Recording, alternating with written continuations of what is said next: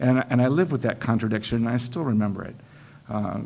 I also feel like these issues are so alive today, and how happy I was to see, in a sense, in July or August, on the cover of Newsweek, a story about Larry King, a middle school child in Oxnard, California, who had been killed in school. These stories are still happening, only they're happening now to middle school children. And it was a national story eventually, though it took a while for awareness of Larry King, Lawrence King, for his story to become as visible. But I think that Matthew Shepard's life, in a sense, positively influenced the media in a way so that Larry King's life did not go unnoticed. There was a lot of talk at the time around coverage of stories about advocacy journalism. And I want to reframe the notion of advocacy journalism into something that I would call liberation journalism. What our gay press did at that time was keep us connected. This was not just a matter of opinions, this was our lives. And the gay press was, this is before the internet, before cell phones, the gay press really was our communication conduit. And it wasn't simply, it would be too simple to dismiss it as advocacy. It was liberation, it was political. And I'm grateful to the press for the ways that they made visible what was invisible previously. And the final point I want to make is that I think that the current goodwill around gay marriage can be directly attributed to, in a positive way, the sufferings of the many people who died of AIDS in San Francisco.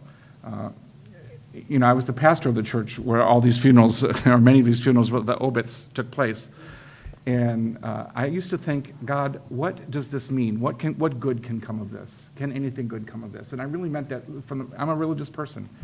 And I do believe that the death and suffering of our friends and lovers who died of AIDS, and Matthew Shepard and others who died, humanized us in the eyes of our fellow citizens, of our neighbors. And that opened their hearts so that now, just 10 years later, gay marriage is assumed. Whether it will be, how it will become codified ultimately is still, perhaps unclear.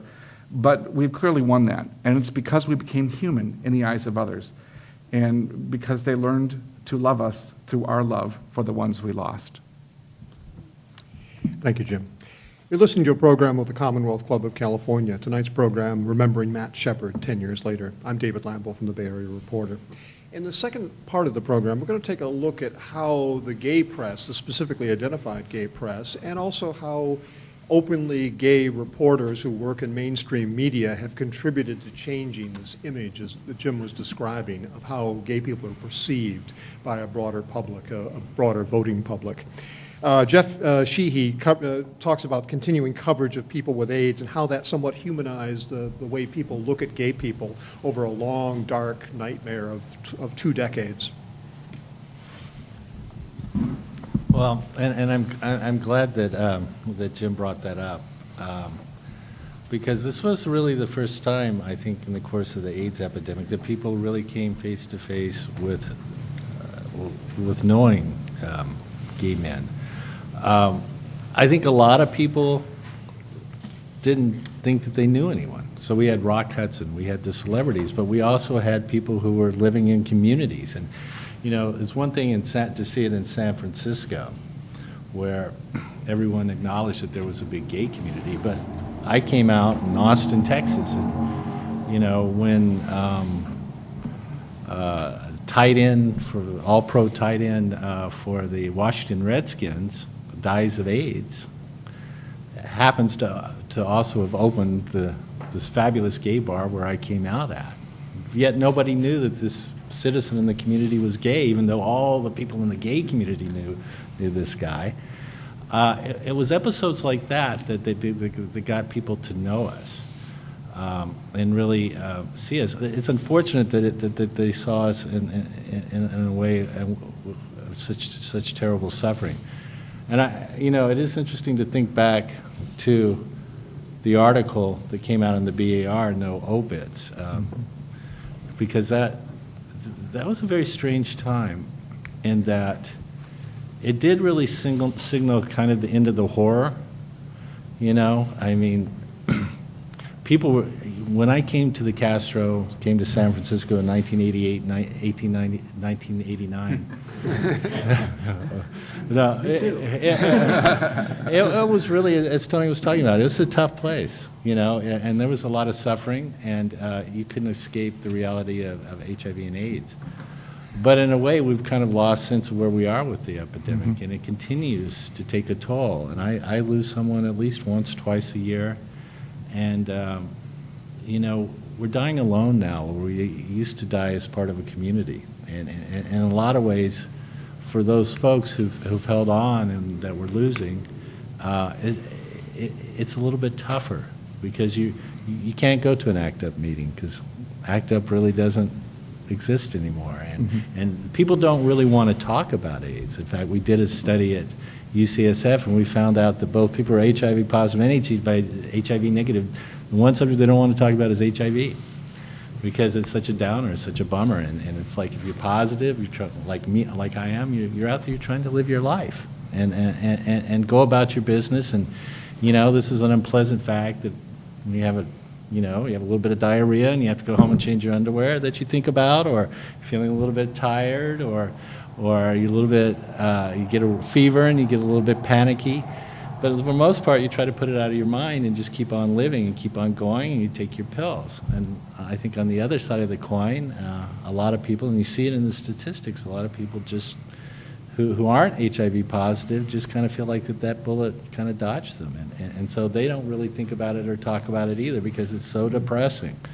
You know, it's such a bummer to talk about HIV and AIDS because you're out there having a good time and you're having fun. And the reality is, too, is that you're trying to find love, right? And so who wants to talk about death when you're out there trying to make the most intimate, you know, important contact that I think a human being can make with another human being is to find that romantic relationship that's transcendent. And so to have that constant specter in the bedroom with you is kind of... I disagree with you. I mean, I think about, I'm HIV negative, fortunately, and like I said, I've lost hundreds of people, and I think about them all the time. I think about them. My friends are gone. You know, it's like you lose your mother or your father or a close relative. You still think about them. Don't say that we put it out of our mind because we're not actively dying. We all are. You know, we will eventually. Nobody gets out alive.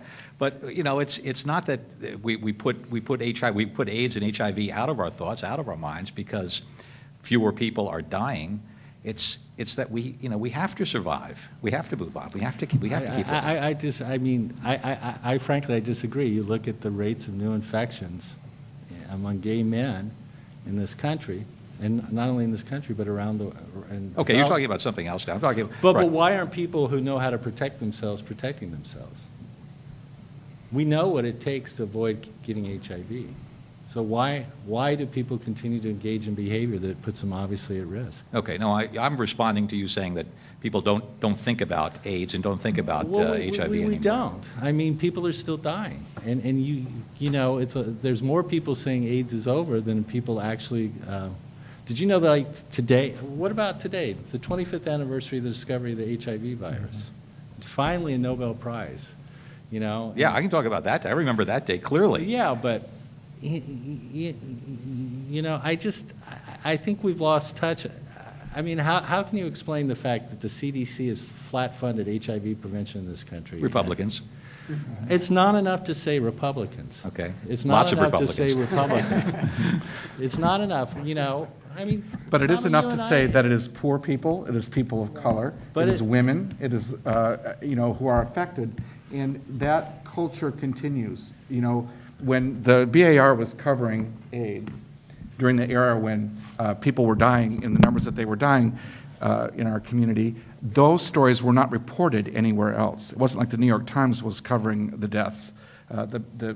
Those deaths, you know, went unnoticed because we were considered a somewhat dispensable population.